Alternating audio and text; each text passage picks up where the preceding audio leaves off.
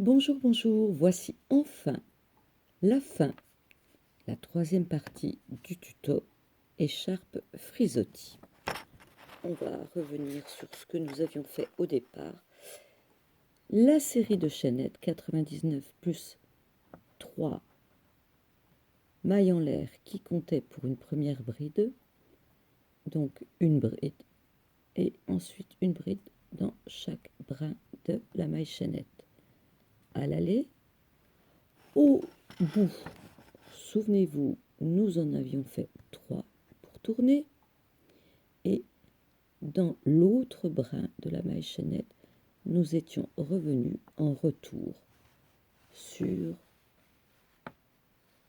l'ensemble de la maille chaînette.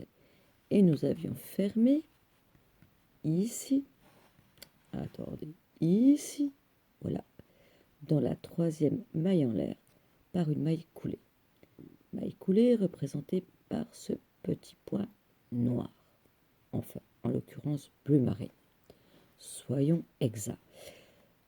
À partir de là, nous avions remonté 3 mailles en l'air qui comptent pour une bride, et puis 2 brides dans la même maille, ce qui donnait un premier groupe de 3. Puis dans chaque bride, tout le long, nous avions fait 3 brides. 1 devenait 3. Alors j'ai terminé déjà depuis quelques jours, mais j'ai fait un autre projet abouti entre-temps. Le troisième rang, c'était de nouveau 3 mailles en l'air. À l'intérieur de celle-ci, 3 brides. Bon, pour rappel, hein, le deuxième tour était venu se fermer là, dans la troisième maille en l'air, par une maille coulée. Et de là, nous étions repartis sur cet ensemble. Puis, de nouveau, 3 brides dans chaque bride. Tout à fait au bout,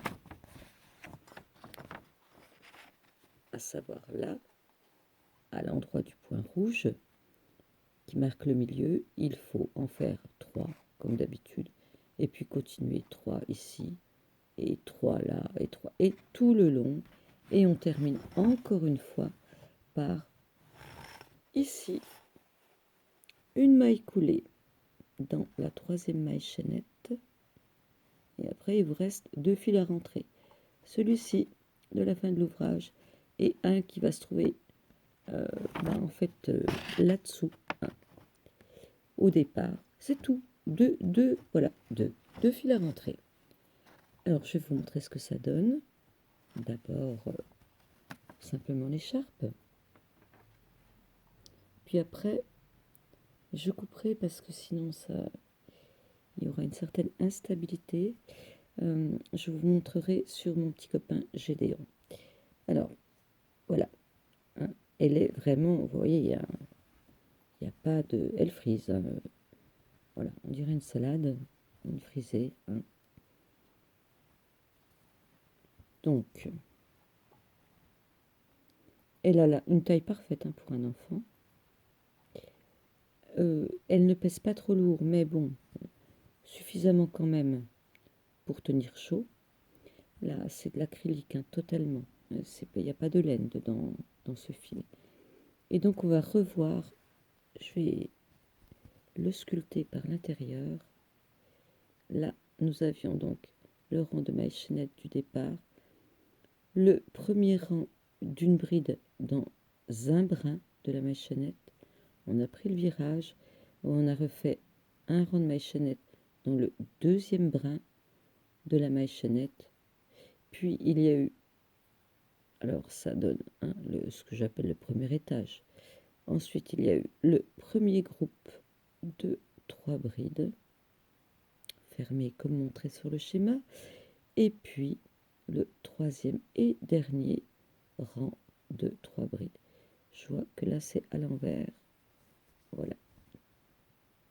Le point en fait se regarde comme ça sur ce côté-là.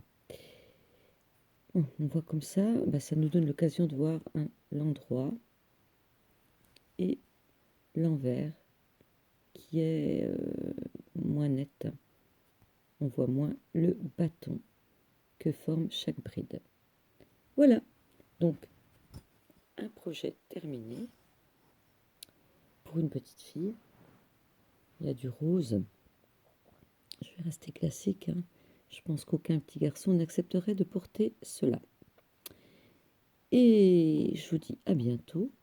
Je vous retrouve pour une courte vidéo avec mon ami Gédéon et l'écharpe au cou. Alors oui, je sais, Gédéon est un garçon. Mais il accepte de montrer les écharpes de filles. C'est un petit gars sympa, Gédéon. À bientôt.